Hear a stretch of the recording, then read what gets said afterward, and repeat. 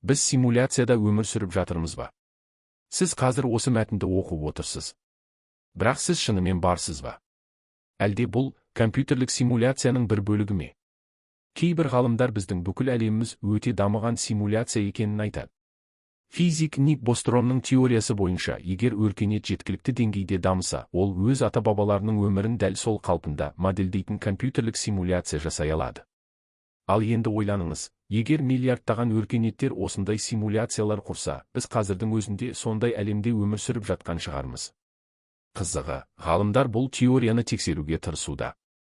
Кейбір кванттық эксперименттер біздің әлемнің пикселдерден тұруы мүмкін екенін көрсетеді.